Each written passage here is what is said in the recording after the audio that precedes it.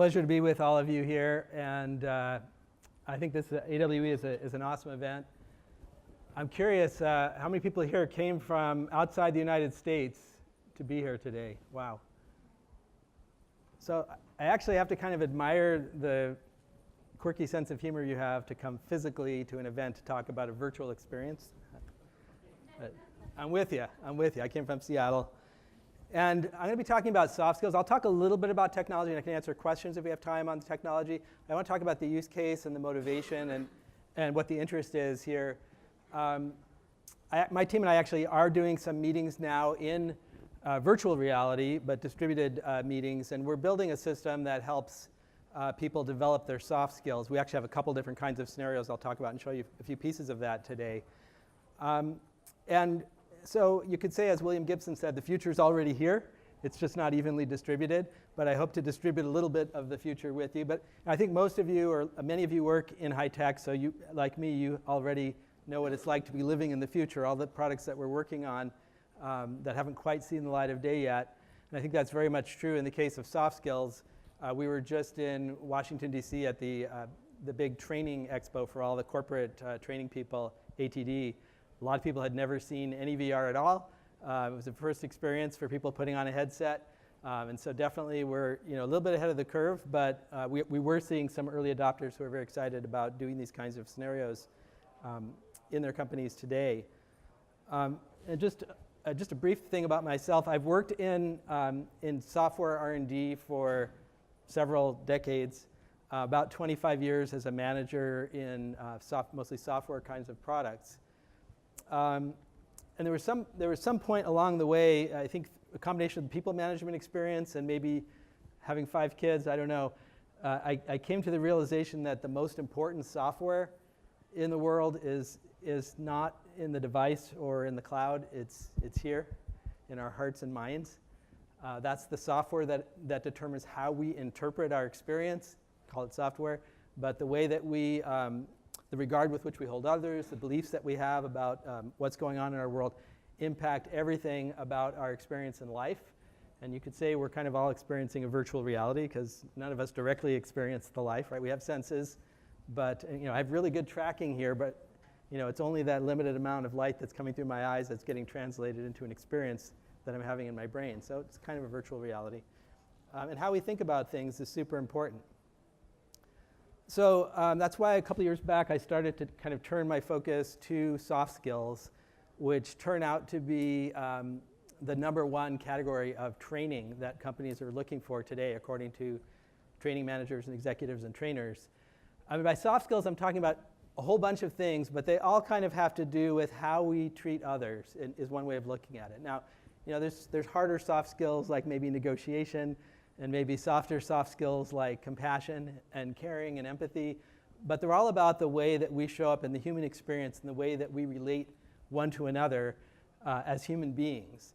And these are important because the skills that we exhibit drive patterns of social interaction that have a huge impact on our success, the ability to build a team and keep it together, relationships, everything we do in work, happiness, and it's all kind of tied into how we show up in the world and how we interpret and experience the things that are happening to us, in particular when we're interacting with other people.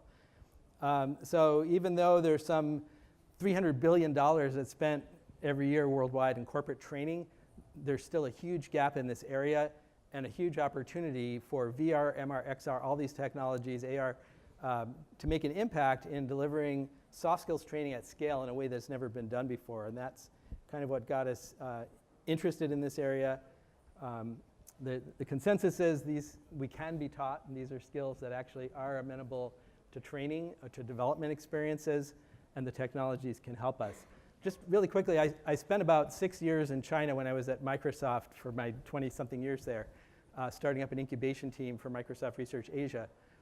And I was hoping when I went there to learn the language. I figured the way the Chinese economy was growing, 10x or double-digit rates versus here, that everybody in the world will either be working for or with Chinese companies. So I figured I might as well learn the language. And the truth is I didn't learn much while I was there. Previously, I'd spent a couple years in France and Switzerland and learned a lot of French in 2 years. In 6 years, I learned very little Mandarin. because the team that I had to speak English to work with the teams in Redmond and Silicon Valley. And so I just didn't practice it. I didn't practice it every day. The one exception being taxis. I used taxis every day, to get around. If I wanted to go to a restaurant, go to work, wherever I was going.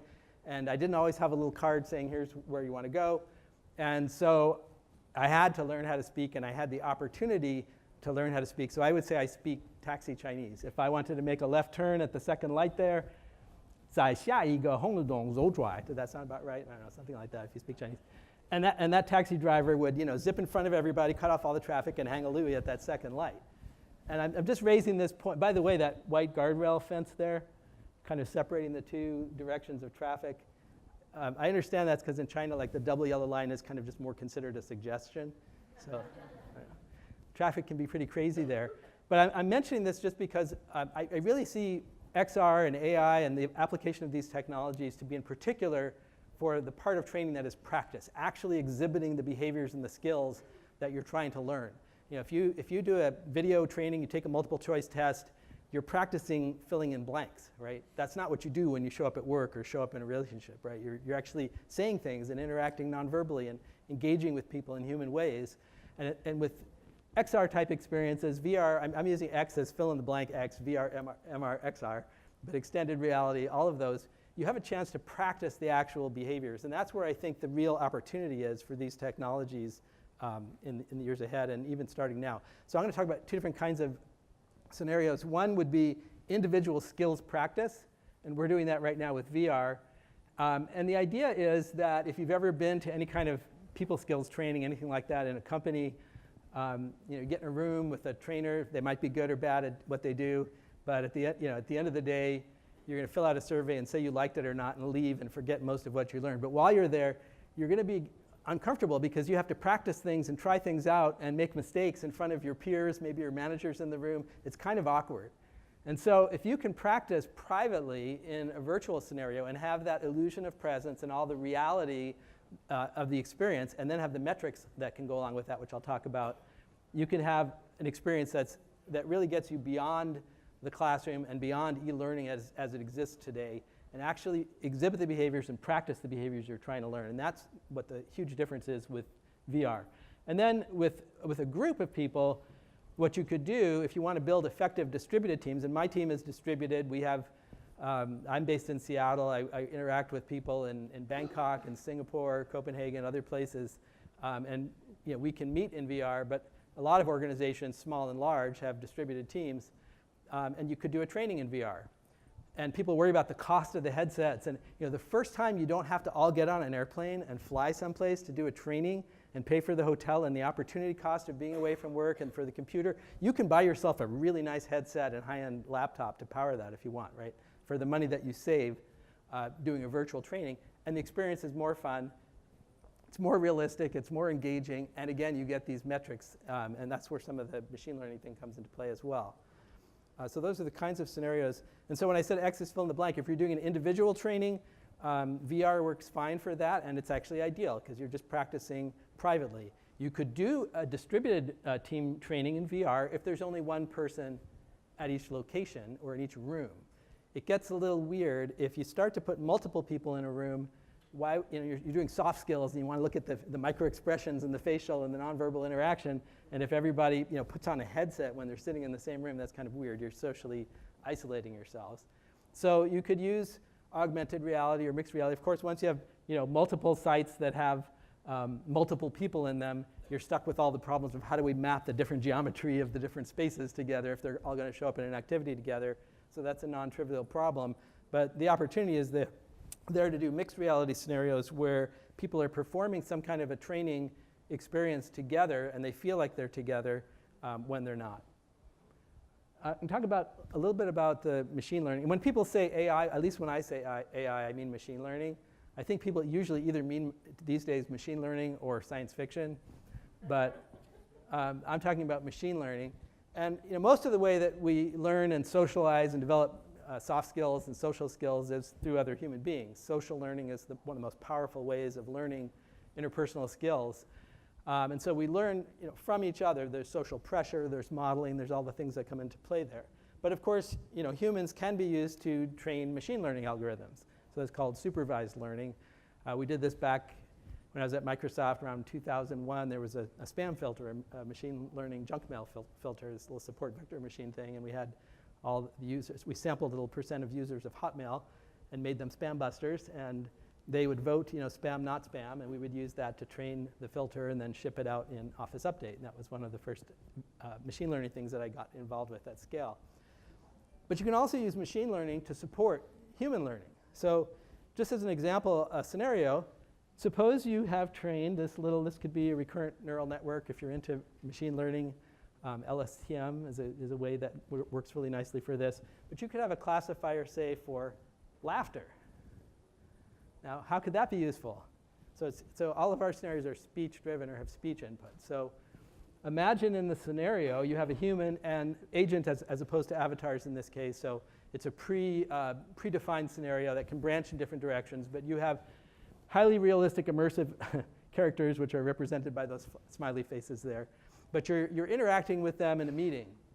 And maybe agent C, tells a joke to agent D in the scenario, and the laughter detector detects it. That's fine. And then agent C in the scenario tells an off-color remark, joke, insult, totally inappropriate, totally something that you'd have to call out in the workplace.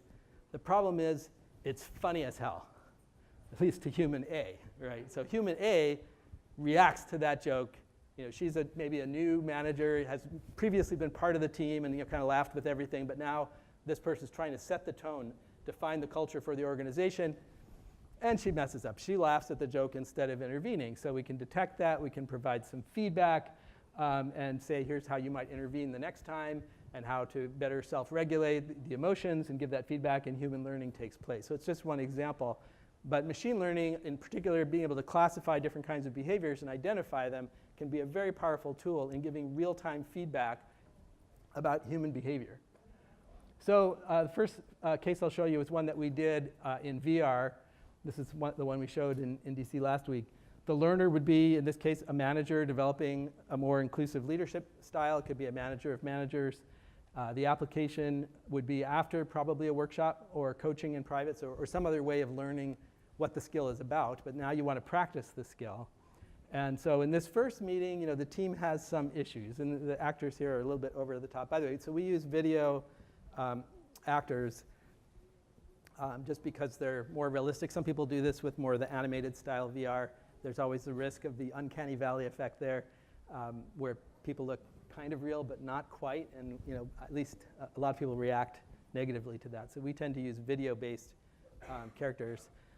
It's realistic, it's immersive, and you get that safe practice. So if people think about training applications are about safety. In this case, with soft skills, we're talking about psychological safety, not necessarily physical safety. But you can get that kind of practice with the experience. And YAI, again, the classifiers let you branch on feedback. So these actors are representing some kind of a high-tech team, and you're having that first meeting with them. I don't know if we have the audio. I think the audio is just coming out of my speaker. Can you get the audio out of the HDMI or not? Is there something I need to plug in? I will finish my point. Okay, you probably can't hear that. Oh, I see a thing I could plug in. I'll try that. No, I don't hear anything. Okay, well anyway, in this scenario, the character is going to pose a question. Okay. How do you measure customer satisfaction? And given all the background of this scenario, the leader might be tempted to answer the question. But then they're kind of setting themselves up to be the mommy daddy manager who answers all the questions for the team instead of really trusting the team and empowering them and letting them learn how to work together. And so the way you answer this question will determine a little bit the way the story branches. So this is kind of a choose your adventure scenario. And so if I kind of push back and I say, well, what did you guys come up with? Or something to that effect, I want to be able to detect that. So we built a little speech analytics engine that we can program with different models for a scenario like this and do the branching based on that.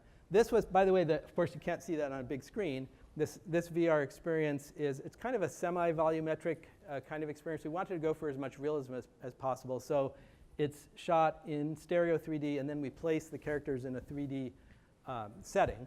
in a computer-generated setting. So you, in addition to getting the stereopsis effect of stereo vision 3D, you also have the parallax effect. You know how when you move your head, the background is shifting relative to the foreground. So we're taking advantage of a 6DoF headset capability for the cases where the user has that to give an even more immersive experience by shooting the video that way. It is a sit-down experience. You couldn't really get up and walk around the characters like in a holographic style interaction. But for a sit-down experience, it's more compelling, we find, than just a straight 3D movie. So the key, again, it's a performance-driven experience. What you do is what you're learning, and the actual performance is being measured. We look at speech, we look at gaze. If you have eye tracking, you could look at eye tracking. We use head tracking in this particular one, and actions that you take. And again, like, how do you show up as a leader? Who speaks first in the meeting? It's a new meeting with a new team. If you're quiet and timid, then the existing team dynamic kind of starts to take over and branches the scenario a different way. So the more dominant character in the scenario will go first, and then we'll get a little reaction from the one that there's some contention with another character there. If you show up first and maybe do the introduction first, we'll detect that, we'll branch differently, and there's a possibility of a happier ending as opposed to the meeting breaking out into a little bit of a fight. So that's some of the kinds of things we look at. Are you listening versus speaking all the time? Are you asking questions versus speaking all the time? Are you interrupting? Are you interrupting women more than men? Men sometimes do that. Are you evidencing biases in any way based on gaze, interruptions, familiarity after the characters have introduced themselves? Are you using their names? Are you showing care to include all team members? So we have this kind of quiet character, and when he doesn't say very much at all when he introduces himself. Do you let that slide, or do you gently try to invite him into the conversation without being too pushy? Try to get him to open up a little bit more. And then I mentioned the one about, this one we started to show, do you demonstrate trust in the team the way you respond to them? And so at the end, you will get, first of all, a different outcome in the scenario, and you can go play it again and try it again and improve your skills. And you'll also get a little bit of a scorecard. So you can see, for example, I was here not very good at interrupting. Well, it's a fake data. I was just me doing it in this case, not another user. We keep all the user data private, but I interrupted women more than men, and I had eye contact though with men. That was really good. And these are kinds of things that can help me show up better as a leader in a meeting. Now, all the scenarios aren't about necessarily inclusive leadership, but this is an important one, and you get some feedback. This one is more about the distributed team scenario. We talked about being able to build a team that isn't physically present and not have to ship them off to a training location. So the learner is geographically distributed. It's an intact team training is what that would be called. They're all your actual team members training with you. And you can do a facilitated virtual workshop. And in this case, it's a classic leadership development exercise. But maybe some of you have done one. It's like a survival exercise. You might, your plane has crashed in a desert, or in our case, your ship is sinking and the water's coming up and you're running out of time. So it's a time lock story, and you have to pick the items and prioritize them that you're going to take on the lifeboat with you. And you do that as an individual, and then you do it as a team. And then the facilitator will look at, how did you do as a team? If somebody had the right answer but nobody included them in the conversation, their ship may sink. And so it's very much focused on the team dynamic, but you could do other scenarios here. Again, this is to reduce travel and opportunity cost of being away from work. And again, we can use classifiers for feedback as well as predictive analytics. So let's see. Okay. So we're putting on the headset. Now this is just all wireframe. I can't show you any of the actual scenes and settings here. So this is kind of a wireframe 3D experience. But the other person I'm working with here is one of our instructional design and trainer consultants who's working with us on this scenario. And we're collecting items on the wireframe virtual ship to then sort and prioritize later. Chocolate bar might be useful, etc. Okay, I'm going to skip ahead a little bit here in the interest of time. And then we would go back into the room. We put the headset on, virtual reality inside of virtual reality to transport ourselves back and go ahead and meet in the meeting room and look at our scores. So if you belong to any kind of a team that thinks of itself as agile, you probably are involved in improving your product on a regular basis. And if you're a good team, you're improving your process as well. And you have to have data to do that and to review that on a regular basis and have a team culture that wants to learn and improve. But a lot of teams are doing that where they could be a great team, but to be a great team, you really have to also improve yourself and the way you're interacting with one another. I mean, will this team stick around? I like to think of a successful team as one that delivers, meets all, or exceeds all the expectations for the product, and they want to do it again, right? And if you're a leader that knows how to extract performance but doesn't know how to build a team that's cohesive and wants to stay together, there's going to be some loss every time your team churns. So how do you continually improve the team? So we're actually starting to, even though in our special case we're building this scenario out as a training tool, but we can start to use that a little bit to improve ourselves. Try balanced listening and see what we got there. I got a 1. Yeah, I didn't do very good at balanced listening either. So we just had a team meeting here. So sorry about the cough.